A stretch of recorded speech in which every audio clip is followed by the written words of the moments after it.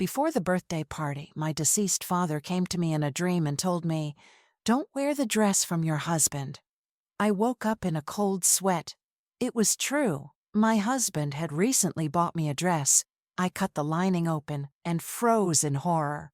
I share new life stories here every day, and I'd really appreciate it if you hit subscribe and gave my video a like. Now, let's jump into the story. I'm sure you'll enjoy it till the end. My name is Hannah Cole, and I just turned 48.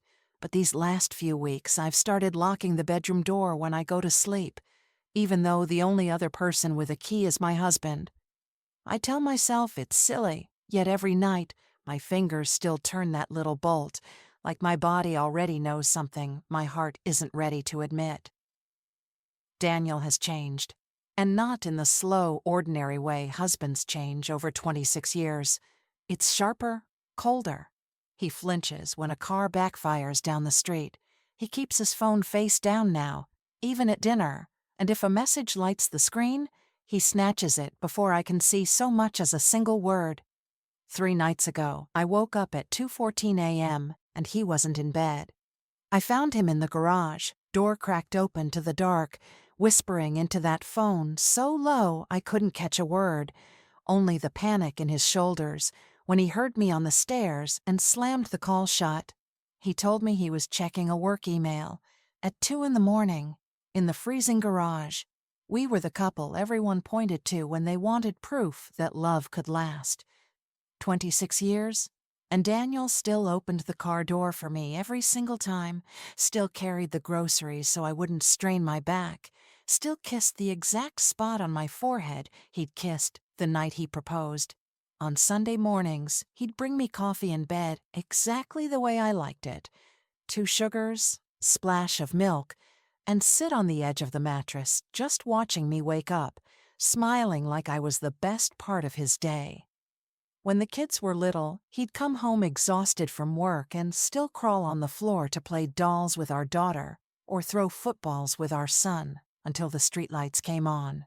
He kept every card I ever gave him, tucked in a wooden box under his socks, and on quiet nights, he'd pull one out, read it aloud in that soft voice, and tell me, "You still make my heart race, Hannah Cole."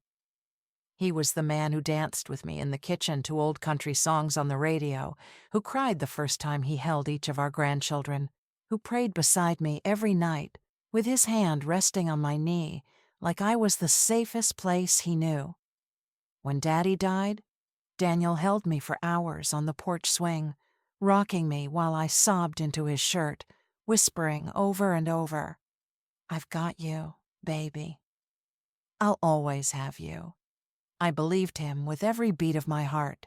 I believed the way he looked at me across a crowded room, soft, proud, like I was still the prettiest girl he'd ever seen, was the truest thing in the world. Yesterday morning, the television was talking about that drug ring again. Millions of dollars worth still moving through the city. Police saying the leaders are closer than we think. I stood there with the spatula in my hand, eggs burning, staring at pictures of taped-up packages hidden in linings and seams. Something inside me went ice cold. I turned to Daniel and said, "Promise me you're staying away from bad places, please. I don't know what I'd do if anything happened to you." He wouldn't meet my eyes, just touched my cheek, quick, like he was afraid to linger, and said, "Nothing's going to happen to me, hon." Then he left, without finishing his coffee. All day the house felt wrong, too quiet, like it was holding its breath. I kept catching shadows in the corners of my eyes. I told myself I was tired, that grief over Daddy still sneaks up on me, that I was imagining things. But the feeling stayed, heavy as a hand across my mouth. That night, I finally fell asleep praying, begging God to quiet my heart. And that's when Daddy came back. He stood in the doorway of our bedroom, exactly the way he used to stand when he checked on me as a little girl. Only this time, the air smelled like the hospital room where he took his last breath, that sharp antiseptic smell that never leaves you. His hand reached toward me, fingers trembling the way they did the day the cancer finally won. His eyes were wet, desperate, and when he spoke, his voice cracked just like it did the last time he told me he loved me. He said, slow and clear, the words burning into me, "Don't wear the dress your husband gives you." Then he was gone, and I shot awake, gasping, soaked in sweat, heart trying to tear out of my chest. Daniel slept beside me like a dead man, not moving, not even when I grabbed his arm hard enough to leave marks. I lay there in the dark, staring at the ceiling, Daddy's warning echoing so loud I could almost still smell that hospital smell on the sheets. Morning came too bright, too normal. Daniel was already humming in the shower, cheerful, almost frantic. I sat on the edge of the bed with my hands shaking, trying to pray the dream away, telling myself it was only sorrow playing tricks. Then I heard the front door open, and Daniel's footsteps on the stairs, faster than usual, carrying something big. He appeared in the doorway, holding the most beautiful gift box I'd ever seen, tied with a thick satin ribbon, smiling like everything was perfect. "Happy early birthday, love," he said, voice tight with excitement. "This is for tonight. You have to wear it, Hannah. Promise me you will." And that's when the bottom of my world cracked wide open. The dream didn't fade, the way dreams are supposed to. It stayed sharp, like someone had pressed it into my mind with a hot iron. Daddy stood at the foot of the bed, but he wasn't the soft, smiling man who used to lift me onto his shoulders at church picnics. His face was harder than I ever saw it in life, carved deep with lines I didn't remember, eyes burning straight through me. The air smelled like the hospital again, that bleach and death smell that clung to his skin the last week he was with us. His hand reached out, shaking the way it shook when the pain medicine wore off too fast, and his voice came out rough, urgent, the way it sounded when he used to call me in from playing after dark. "Don't wear the dress your husband gives you." That was all. Then he was gone, and I jerked awake so hard the headboard knocked the wall. My heart was pounding like I'd just run from something chasing me through the dark. Sweat soaked my nightgown, cold against my skin. I lay there, gasping, waiting for the room to stop spinning. Daniel didn't move beside me. He slept on his back, mouth slightly open, one arm flung above his head like nothing in the world could touch him. I wanted to shake him awake, ask him why my dead father felt the need to cross over and warn me about a dress that didn't even exist yet. But I didn't. I just pulled the covers up to my chin and stared at the ceiling until the birds started singing outside. Morning came too bright. I dragged myself downstairs, still tasting that hospital smell at the back of my throat. Daniel was already in the kitchen, moving fast, faster than I'd seen him move in years. He had 3 phones on the counter, one of them I'd never seen before, and he kept glancing at the clock like he was late for something that scared him. His shirt was buttoned wrong, one side higher than the other. When I walked in, he jumped a little, then covered it with a big smile that didn't fit his face right. "Morning, birthday girl," he said, too loud. He kissed my cheek, but his lips barely touched me, like he was afraid I'd feel how cold they were. "Big day. I've got everything planned. You're gonna love it." I poured coffee with shaking hands.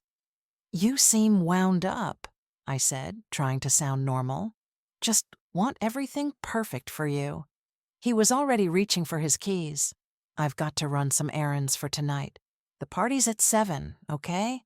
Don't be late getting ready." He said that part sharp, almost like an order. Then he was out the door before I could answer. The house felt huge and empty after he left. I stood there holding my coffee, listening to the silence press in. Daddy's words kept circling in my head, over and over, until they didn't sound like a dream anymore. They sounded like truth. I tried to pray. I sat on the couch with my rosary and asked God to take the fear away, to let me trust my husband again. But every time I closed my eyes, I saw Daddy's face, heard that cracked, desperate voice. Don't wear the dress your husband gives you. I told myself I was being foolish. Daniel had picked out dresses for me 100 times. Anniversaries, Christmas parties, that cruise we took for our 20th. None of them ever hurt me. This was just grief mixing with tiredness and too many late nights alone. Still, when the doorbell rang around noon, I almost dropped the mug in my hand. Daniel came in carrying a big white box tied with thick gold ribbon. He was smiling again, but it looked painted on, and there was sweat on his forehead, even though it was cool outside. He set the box on the dining table like it was the most precious thing in the world. "Open it," he said, voice tight with something that wasn't joy. I had it made special. For tonight. I walked over slow, my legs heavy. The ribbon felt cold under my fingers. "Go on," he said again. "But Hannah, you have to wear this one. Promise me, it's important." The way he said important made the little hairs on my arms stand up. His eyes were locked on me, bright and hard, waiting. I pulled the ribbon, the lid came off, and there it was. Midnight blue silk, shimmering under the light, cut perfect for my shape. More beautiful than any dress I'd ever owned. Beautiful enough to make me afraid.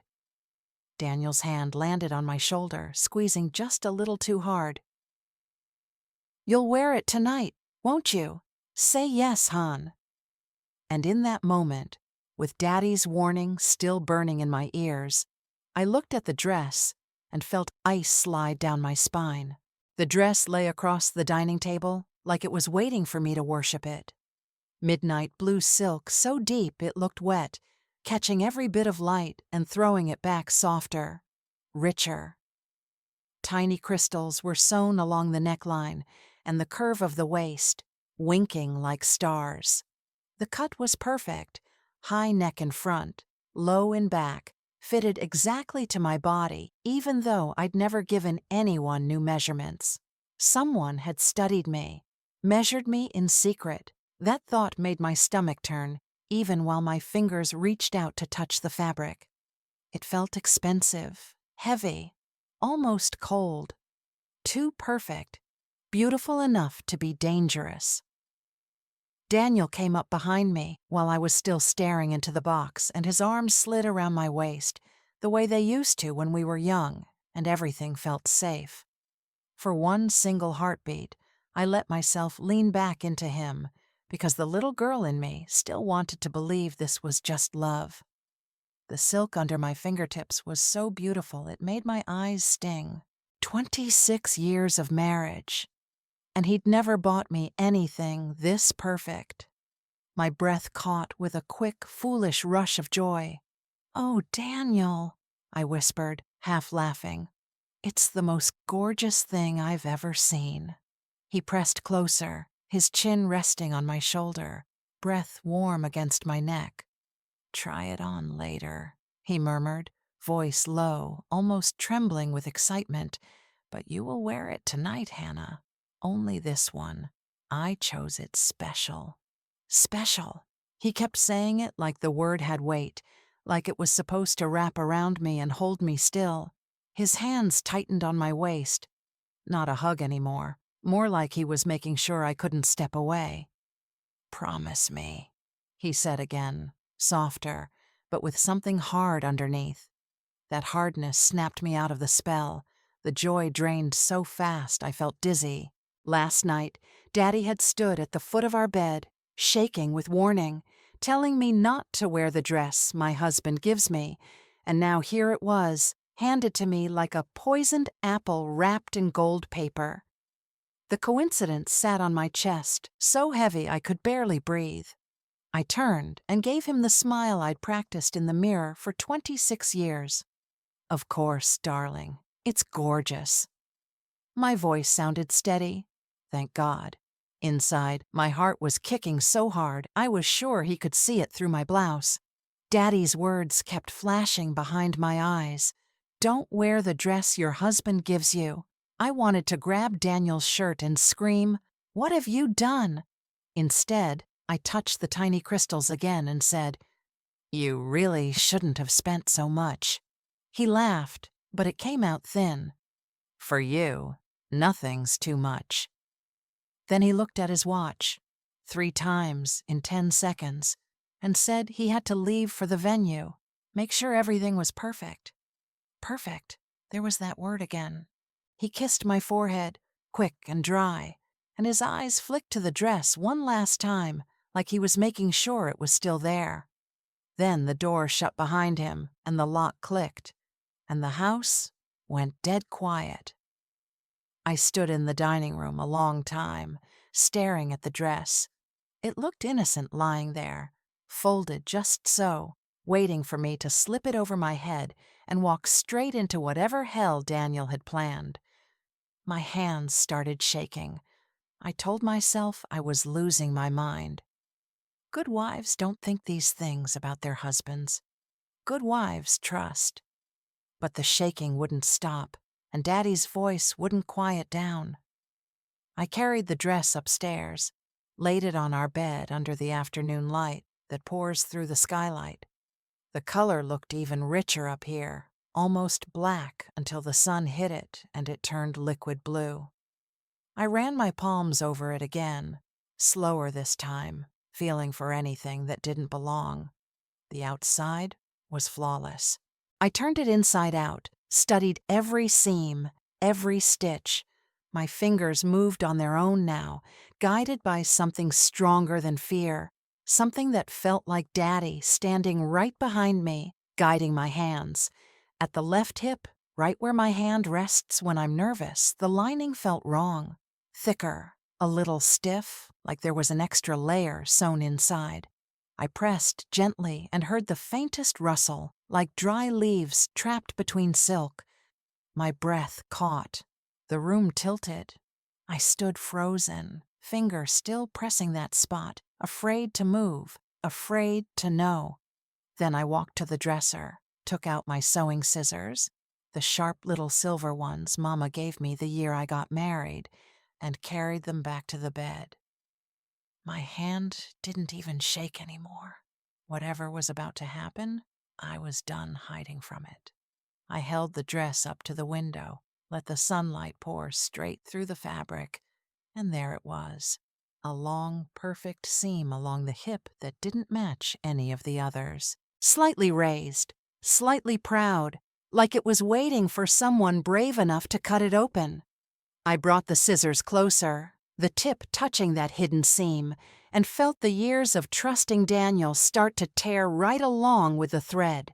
The lining was too thick, like someone had sewn an extra panel inside the hip, right where my hand would naturally rest if I got nervous at the party.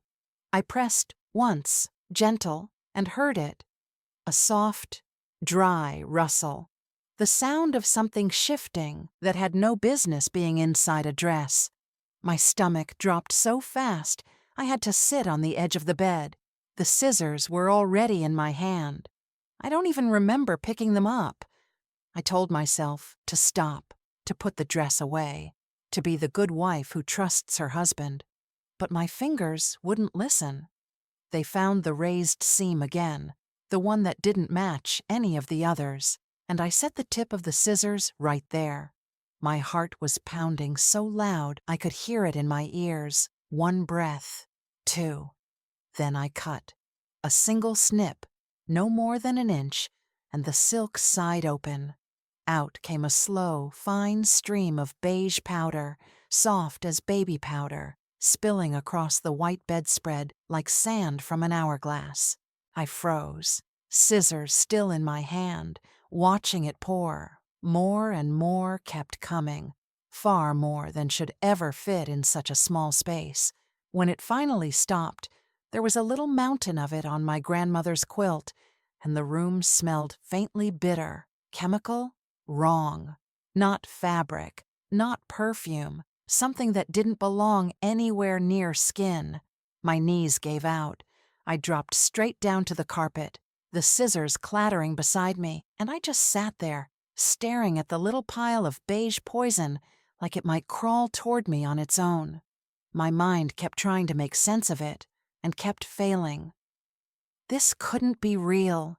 Things like this happened on the news, to strangers, to people who chose dangerous lives, not to women who baked casseroles for new mothers at church and still set the table with the good china on Sundays. But the pictures came anyway, one after another, sharp as knives. The morning the television showed those blurred-out packages sewn into jacket linings and teddy bear bellies, how the reporter said the traffickers were getting clever, using ordinary people who would never be suspected. I remembered the chill that ran through me then, the way I'd hugged myself without knowing why. The night Daniel came in at 3:30 smelling of cold night air and harsh cigarettes that weren't the brand he'd smoked for 20 years. He'd kissed my forehead and said he'd been at the office, but his coat was damp and his shoes had mud on them, and I'd pretended not to notice because good wives pretend. The way he now flinched when a car door slammed outside, how he'd sit bolt upright in bed if the wind rattled the window, eyes wide like a hunted thing. How he started turning his phone face down the second he walked in the door, thumb flying to clear notifications before I could even say hello. How the study door began staying locked even when he was in the shower, when it had never been locked once in all our married years. And tonight. Tonight, he wanted me walking into a crowded room wearing this dress, smiling for photographs, letting strangers hug me while this powder waited against my skin. I pressed both hands to my mouth to keep the sounds inside. My chest hurt, like someone was squeezing it. Was this why he'd been distant? Why he barely touched me anymore? Had he been planning this for weeks, months, smiling at me across the breakfast table while he measured out how much powder would ruin me forever? I didn't understand. I didn't understand how the man who cried when our daughter was born, who carried me over the threshold of this very house, who held my hand at Daddy's funeral and promised he would always keep me safe, could look me in the eye and hand me a death sentence wrapped in midnight blue silk. Tears came hot and sudden, sliding down my wrists because my hands were still covering my mouth. I was 48 years old and sitting on my bedroom floor, terrified of my own husband, terrified of the beautiful gift he couldn't wait to see me wear. Everything lined up so perfectly it made me sick. I was holding poison, enough, probably, to put me away for years, enough to ruin me in every newspaper, every prayer circle, every family gathering for the rest of my life.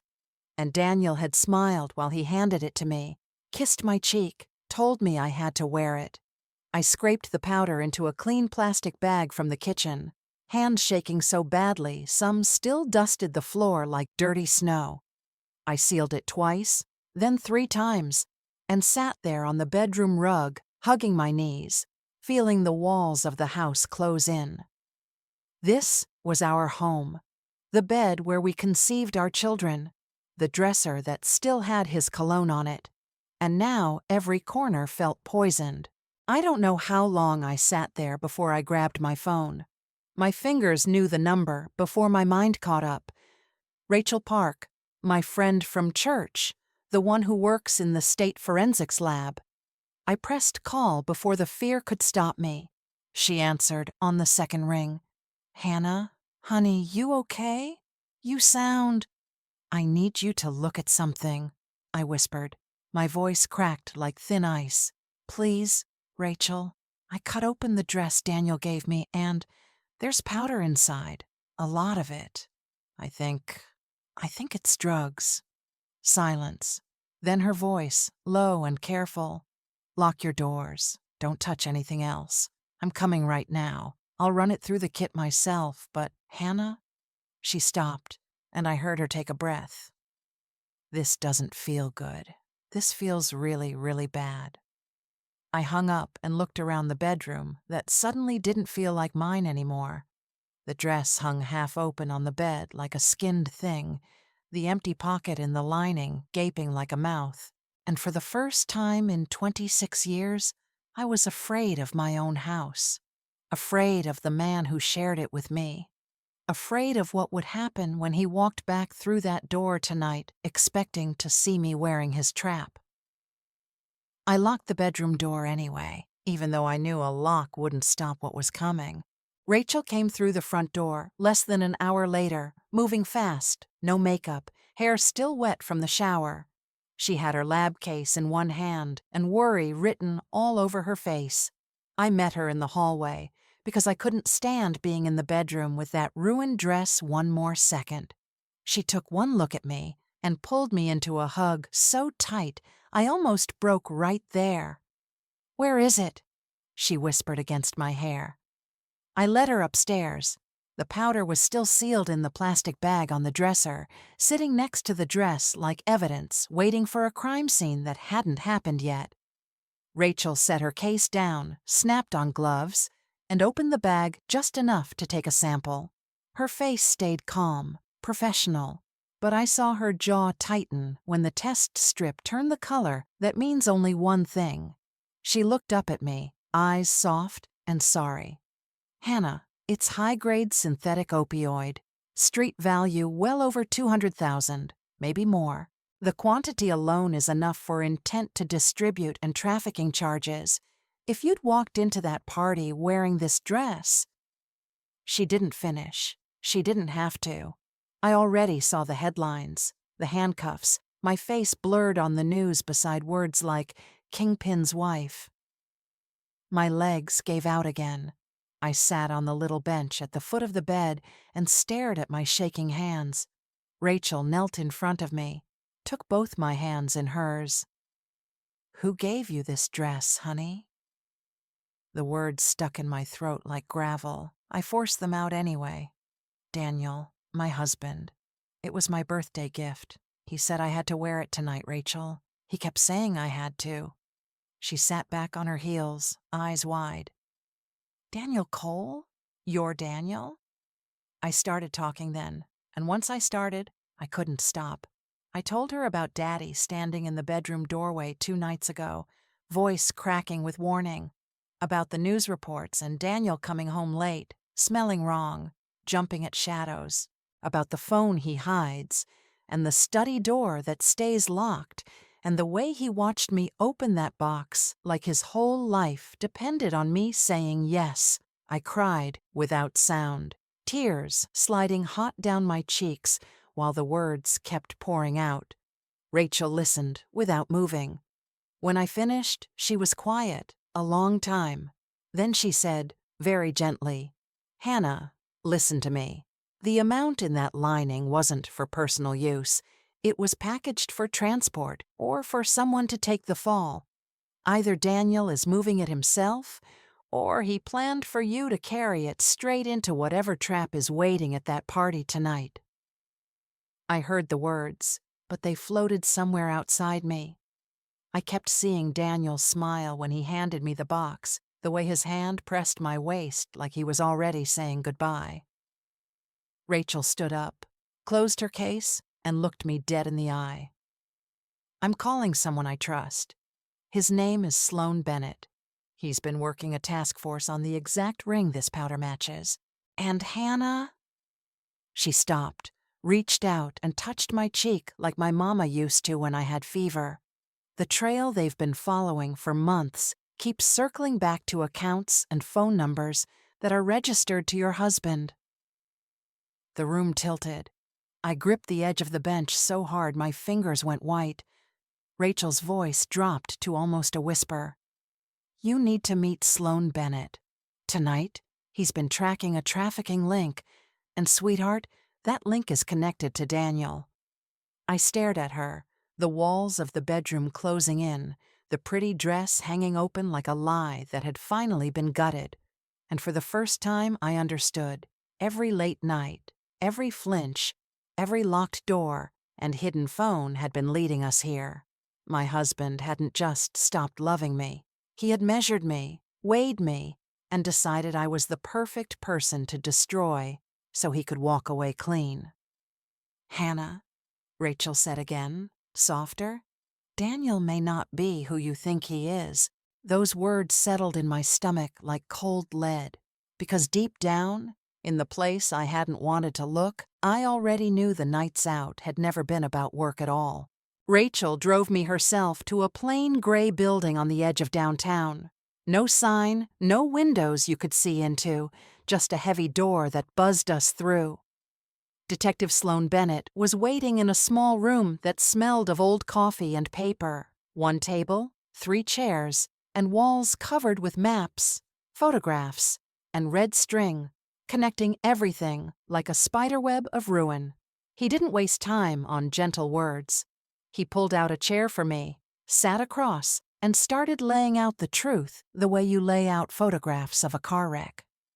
"Mrs. Cole," he said, voice low, "your husband's car has been tracked 37 times in the last 8 months to locations we call drop zones, warehouses, private airstrips, a truck stop outside the city where 3 couriers were arrested last year."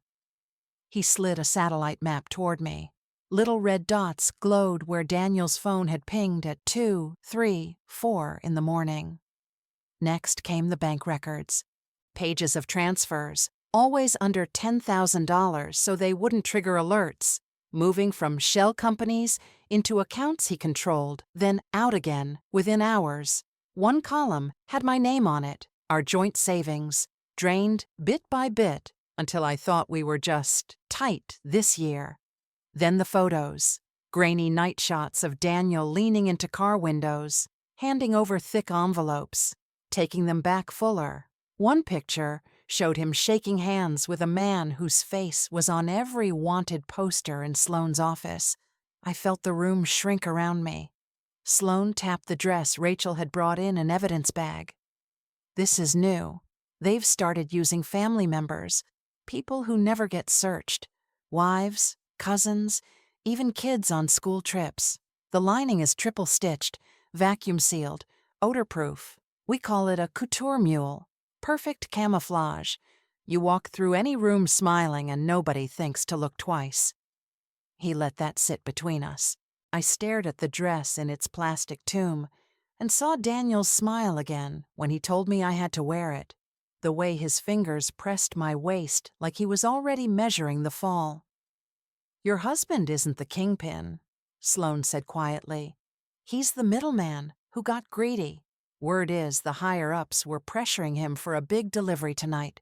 When we started closing in, he needed a scapegoat fast, someone the police would believe acted alone, someone whose arrest would make headlines and give him time to disappear. Someone like his faithful wife of 26 years. I covered my mouth with both hands so the sound that wanted to come out wouldn't. The man who kissed our babies goodnight, who held me when Daddy died, who promised in front of God to love and cherish me. He had measured my life against his freedom and decided mine was worth less. Sloan leaned forward. "We can arrest him tonight, but he'll lawyer up, move money, vanish before trial, or—" He paused, eyes steady on mine.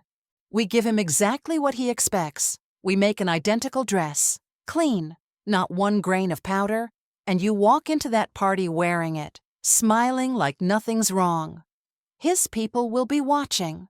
He'll relax, and when he thinks the plan is still on track, we take him with his guard down and every associate in that room as witnesses." My heart slammed against my ribs so hard I could barely hear him. "If we don't do this," he said, "he'll escape.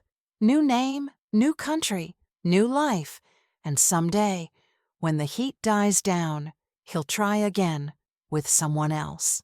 I looked at the ruined dress, then at the photos of the man I thought I knew, and something inside me that had been trembling finally went still. Sloan closed the folder.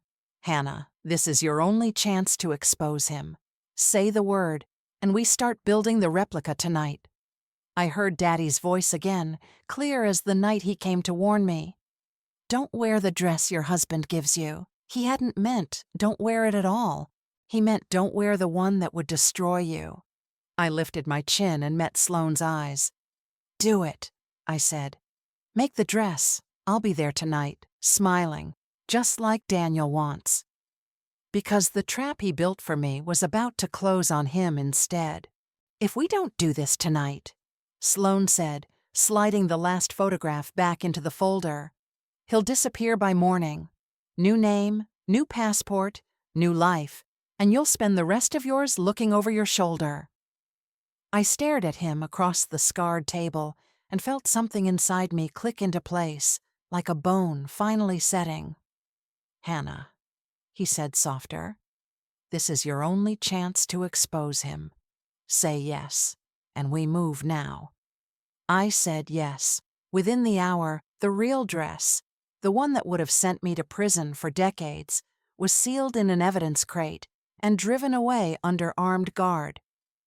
I watched the van disappear around the corner and felt the first full breath I'd taken in days.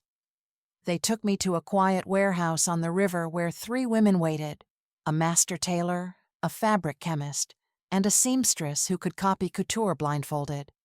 They had the exact midnight blue silk, the same crystals, the same thread count. They worked under bright lamps like surgeons, measuring, cutting, stitching. I stood on a little platform in my slip while they pinned the new dress to my body, whispering numbers to one another. Every time the tape measure brushed my hip, I flinched, remembering the weight that had been hidden there only hours ago. By late afternoon, the duplicate was perfect. Even I couldn't tell them apart. The chemist ran a scanner over every inch, clean, not a single trace. I touched the place where the poison had lived and felt only smooth lining. The weapon had become bait. They sent me to a safe house with 2 female officers who never left my side. One of them, Maria, sat me in front of a mirror and made me practice. "Smile like you're happy to be 48. I tried. It looked like a grimace. Again, softer, like he just told you you're beautiful. I thought of the early years, before the late nights and locked doors, and the smile came easier. Now laugh like he made a joke. I laughed until tears ran, because the joke was on him now. They drilled me for hours, how to walk, how to hold my glass, how to tilt my head when someone said, "Happy birthday," how to look relaxed when every heartbeat felt like a war drum. Maria kept repeating the same thing. "He has to believe you still love him. If he smells fear, he bolts." While I practiced, the city moved around me. Plain vans parked 2 blocks from the restaurant.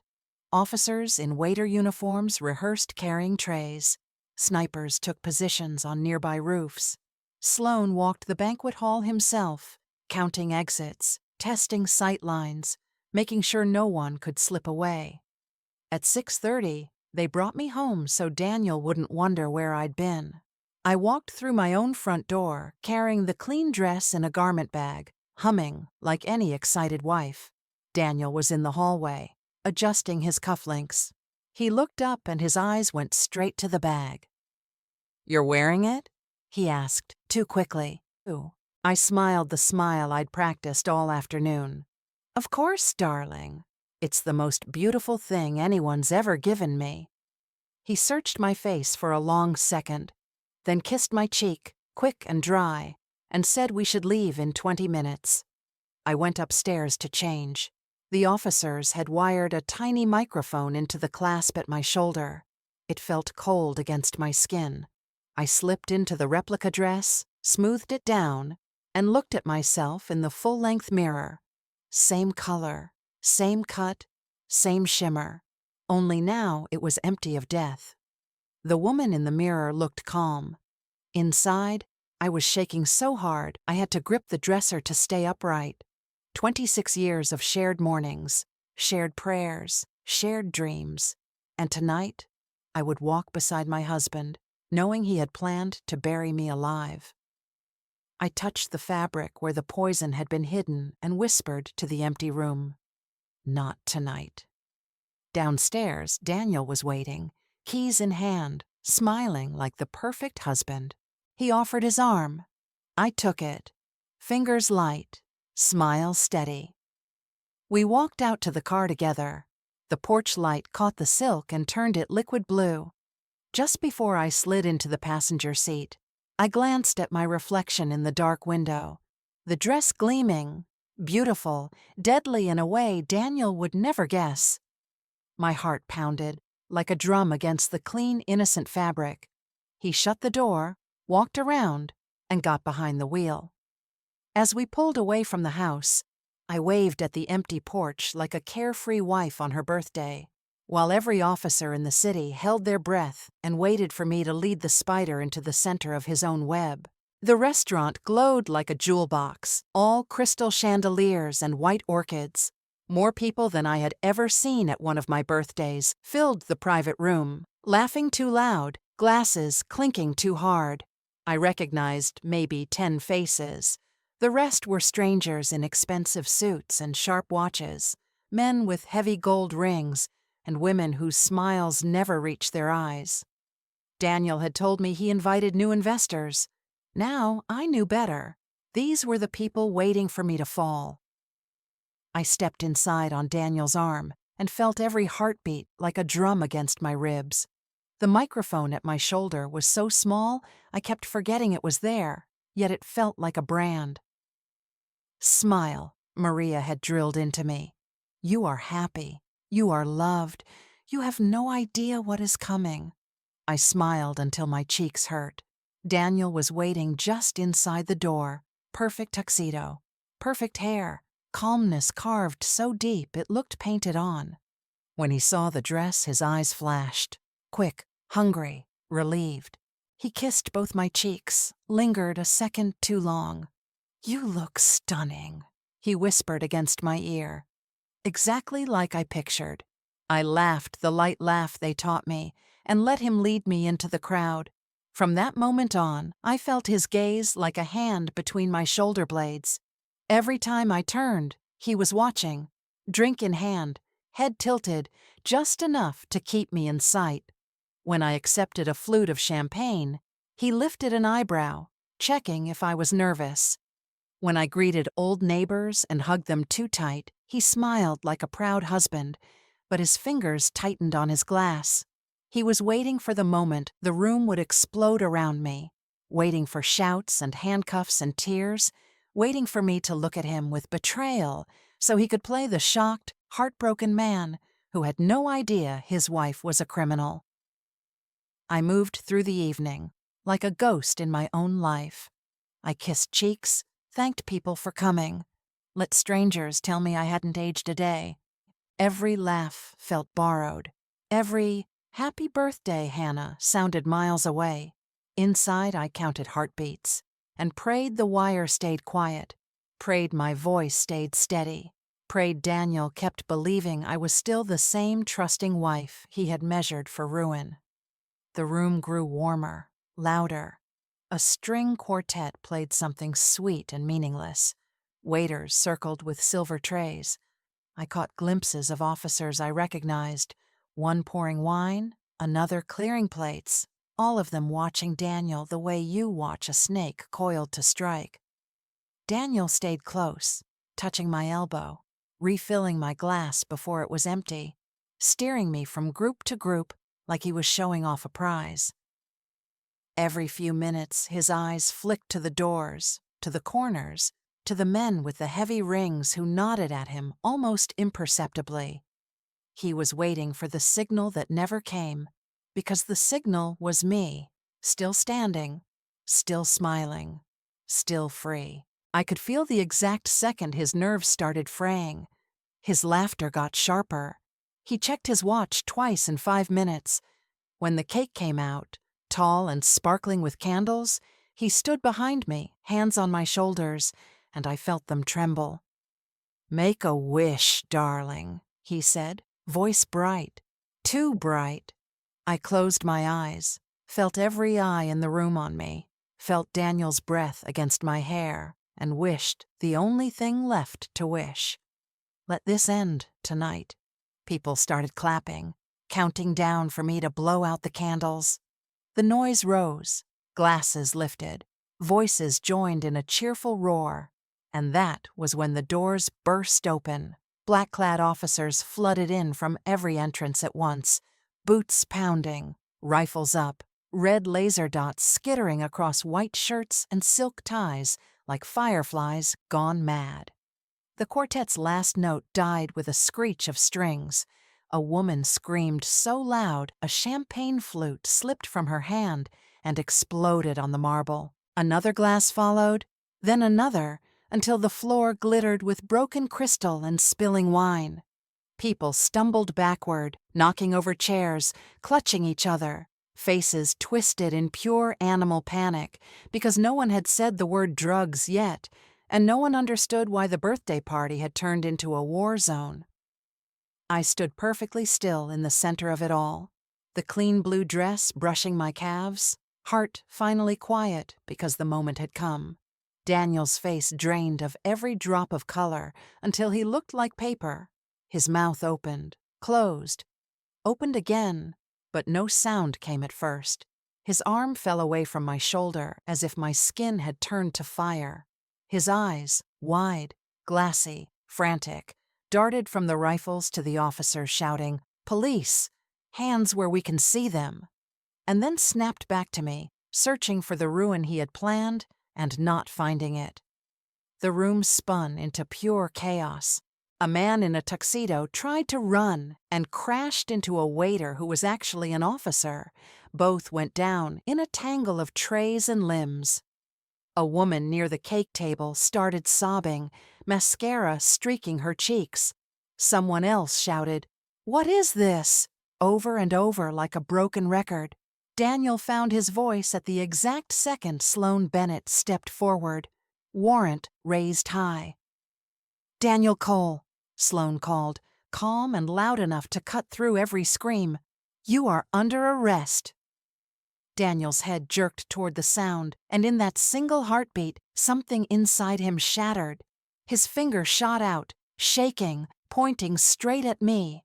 "It's her!" he screamed, voice raw, cracking with pure animal panic and dying triumph. "Check the dress! It's in her dress! She's wearing it! Search her!" The room went dead quiet for one impossible second. Every face turned toward me, then toward him. And that was the moment the trap snapped shut. Daniel's finger was still shaking in the air, pointing at me like I was the criminal they had all come for. "It's her!" he shouted again, voice cracking higher. "The drugs might be on my wife. Check her dress, the lining. It's all in the lining." The room went from chaos to a different kind of silence, the kind that falls when something unthinkable has just been said out loud. Every head turned toward me at once. I felt 100 pairs of eyes crawl over the blue silk, searching for the bulge, the guilt, the proof. A woman near the cake gasped and pressed her hand to her mouth. One of the men with the heavy gold rings took a half step back, like I might explode. Another woman I'd smiled at 10 minutes earlier now stared at me the way you stare at a stranger who just pulled a knife. I let my shoulders curl inward a little, let my hands flutter up to my throat like I was suddenly ashamed, let my eyes go wide and confused. "Daniel, what are you saying?" My voice came out small, trembling, exactly the way a shocked, innocent wife would sound. Inside, I was ice, but outside, I played the part they all wanted to see. The quiet woman who had just been accused in front of everyone she knew. A ripple of whispers ran through the crowd. "In the dress? All this time? Poor Daniel." I heard someone behind me murmur, "I always thought she was too perfect." Another voice, louder, "Search her, for heaven's sake." I took one tiny step back, arms wrapping around myself, letting the skirt brush my ankles like I was trying to hide inside it. My cheeks burned with the performance, but I kept my eyes on the floor, blinking fast, the picture of a woman whose world had just cracked open. Daniel seized the moment. His voice steadied, grew righteous. "I didn't want to believe it either," he said, turning to the nearest officer, palms open. I've been trying to protect her for months. Please, be gentle when you search her. She's not violent. She's just lost. More nods. More pitying looks thrown his way. A few people even reached out to touch his arm, comforting the poor husband who had carried this terrible secret alone. I lifted my head just enough to catch Sloane's eye across the room. He gave the tiniest tilt of his chin. Keep going. You're perfect. So I let one tear roll down my cheek, slow and perfect, and whispered, Daniel, how could you say that? Just loud enough for the microphone at my shoulder to catch every shaking word. The room believed him completely, and that was exactly when the trap closed for good. But no officer had said the word drugs yet. No warrant had mentioned narcotics. No voice except Daniel's had breathed that poison into the room. I watched the truth crawl across every face like slow, cold light. First the churchwoman, who used to hug me after Sunday service, her eyes narrowing, then widening. Then the man beside her, the one who always joked about Daniel's golf swing, whispering loud enough for 3 people to hear. Wait, how does he know that? The question rippled outward. Heads turned from me to Daniel and stayed there. The air changed temperature. Daniel felt it land on him like boiling water. His finger was still half raised, trembling. The triumph that had flashed in his eyes 2 seconds ago flickered, died, turned to something raw and animal. For one heartbeat, I saw the real man underneath the perfect husband, the one who had smiled at me across breakfast tables while planning my funeral. He knew the room had just flipped, and he knew he was the one now standing in the trap. His arm dropped like dead weight. His mouth opened, closed, opened again. I watched him scramble for the mask he had worn so well for so long, watched him force it back into place with everything he had left. He stepped forward, shoulders rounding, eyes suddenly glassy with tears that came too fast and too perfectly. Officers, please, he said, voice breaking on cue. I didn't want to say anything tonight. It's her birthday. He swallowed hard, the devoted husband torn apart by duty. I've suspected for months. I found things, messages, strange money. I was terrified. She's my wife. I kept hoping I was wrong, kept praying I could get her help quietly, away from all this. His voice cracked again, softer now, pleading. I was trying to protect her. I still am. A few people softened. A woman near him reached out, touched his sleeve. Someone murmured, "Poor man." For one dangerous second, it almost worked. I saw shoulders relax, eyes fill with pity for the husband who had carried this secret alone. Daniel saw it too. The tiniest flicker of relief crossed his face. So quick, only I would catch it. He thought he had slipped the noose. He thought the room was turning back to me. He lifted his chin, brave and broken, ready to deliver the final line that would bury me forever. That was when I looked at Sloane and gave the smallest nod. Game over. A few people softened, the way people do when a man cries for his wife. One woman even reached toward him, murmuring, "Oh, Daniel." I just stood there in the clean dress, feeling the microphone warm against my skin, feeling Sloane watching from the edge of the circle, waiting for my signal. Daniel kept going, louder now, desperate. "Search the dress, you'll see. She didn't know I knew. I was going to confront her privately after tonight. Please, be gentle with her. She's not a bad person. She just—" He was still talking when I turned my head and looked straight at Sloane. That was all it took. Sloane gave the smallest nod. 2 officers stepped forward as if they had rehearsed it 1,000 times. The thick manila folders hit the white tablecloth with a thud so heavy the silverware jumped. Another officer flicked a switch, and a portable screen unfolded like a judge's gavel. The chandeliers dimmed on cue, and the first image blazed across the wall.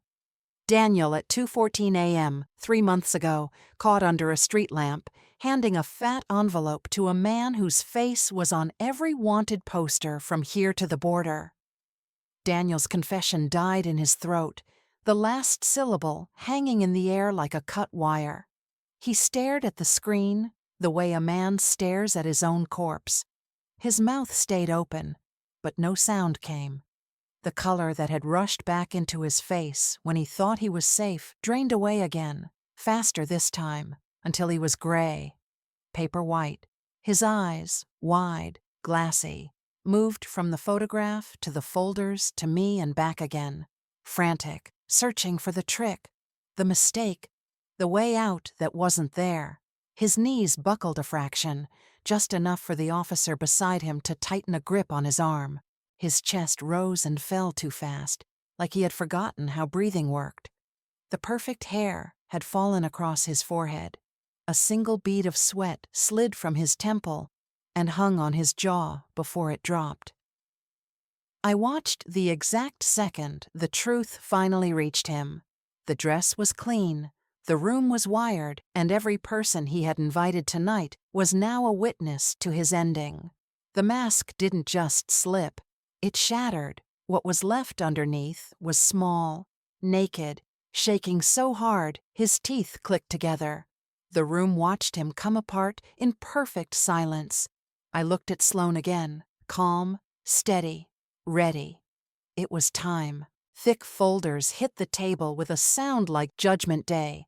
Sloane didn't raise his voice. He didn't need to. The screen did the shouting for him. First slide. Daniel at 2:14 a.m., caught under a flickering street lamp, counting cash into the scarred hand of a man who had killed for less. Daniel's face was calm, almost bored, the same face he wore when he kissed me goodnight and promised he was only stepping out for milk. Second slide, Daniel's car parked beside a rusted shipping container, trunk open, while 2 men loaded black duffel bags. The timestamp showed the night he told me he was stuck at the office finishing quarterly reports. Third, bank transfers, neat little arrows showing money sliding from our children's college funds into numbered accounts in places I can't pronounce. One transfer was dated the exact day he brought me roses and said, "Let's take that second honeymoon we always talked about." The money vanished the next morning. Fourth, phone records, glowing red circles around numbers belonging to 3 men already in federal prison. One call lasted 43 minutes on the morning of our 25th anniversary. The same morning, he woke me with breakfast in bed and tears in his eyes, telling me I was still the only woman he'd ever love. Fifth slide, a hidden camera, still of Daniel laughing, actually laughing, while a known trafficker slapped his back and handed him a bottle of champagne. Same smile he gave our daughter when she graduated. Same easy charm he used at church potlucks. Every click of the remote was another nail. With each image, the room that had been ready to pity Daniel now stared at him like he was something poisonous. I saw the exact moment people remembered every late night, every canceled plan, every emergency business trip, and understood they had all been part of the same long, patient lie. Daniel stood frozen, mouth half open, the devoted husband mask melted clean away. Underneath was something small and cold I had never been allowed to see, the man who had weighed my life against his freedom and decided I was expendable. And still, the screen kept giving. I heard a woman whisper, "That's why he always paid cash." A man muttered, "He told me he was visiting his sick mother those nights." Daniel started shaking harder, the way a man shakes when the ground disappears beneath him. He opened his mouth, closed it, opened it again. Nothing came out but a thin animal sound. Sloane kept going. Security footage rolled. Daniel laughing with the same men who were now being cuffed in the corners of the room. Travel logs lined up perfectly with known trafficking routes. And finally, the dress, the real one, appeared on screen, cut open, The beige poison spilled across an evidence table like sand from a broken hourglass. That gown, Sloane said quietly, was custom-made to carry $280,000 worth of narcotics.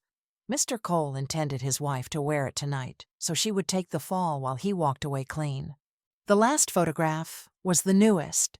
Daniel's own face, frozen 30 seconds ago, mouth twisted in accusation, eyes bulging with animal panic, finger stabbing toward me like a dagger.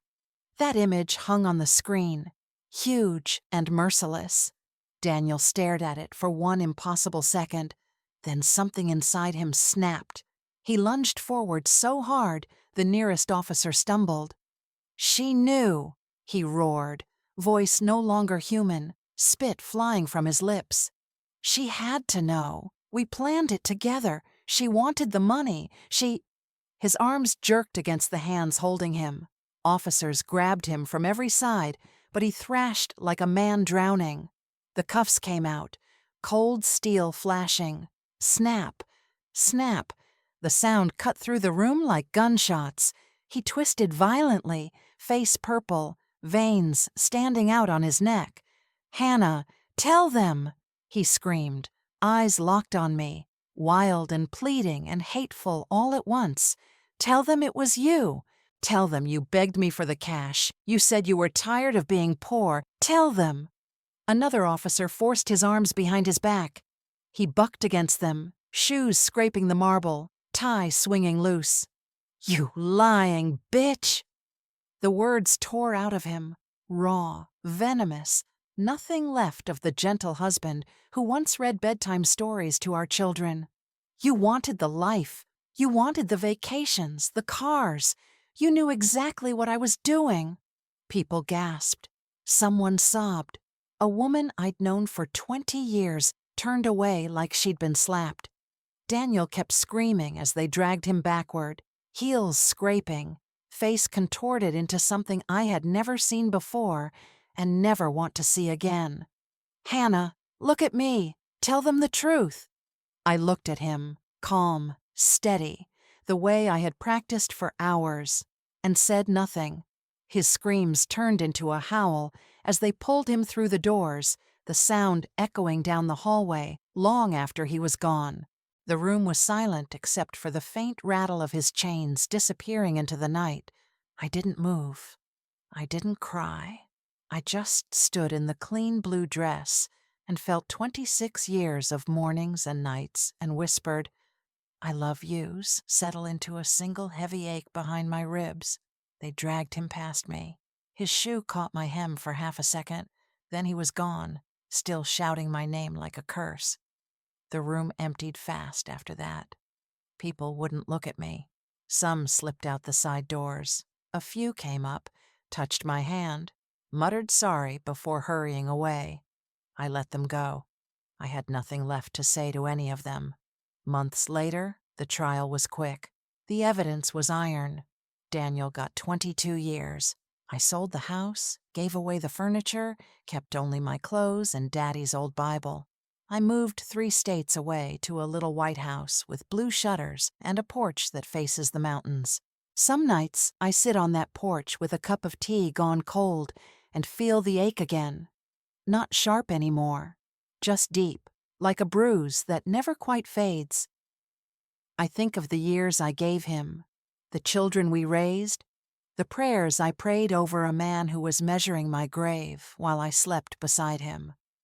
Then I remember Daddy standing in the doorway, voice steady, eyes full of love that death couldn't dim. "Don't wear the dress your husband gives you." He reached across the years and pulled me back from the edge one last time. I look out at the dark mountains now, at the new life I'm building one quiet day at a time, and I know some wounds will follow me forever. But I also know I'm free. Sometimes intuition isn't there to make you doubt someone. It's there to save your own life. My sweet friends, that was my story. If it touched your heart, if you felt it in your chest the way I still do, please leave me a comment below. Tell me where you're watching from. Tell me if you've ever felt that little warning voice inside. Your words mean the world to me. If you want to help me keep sharing these true stories of survival and justice, a super thanks would mean more than you know. Thank you from the bottom of my heart for staying with me until the end. On your screen right now are 2 more real-life stories I promise will keep you on the edge of your seat. There are dozens more on the channel. Don't forget to subscribe and turn on the bell so we never lose each other. I'll see you in the next one, my dears. With all my love and respect.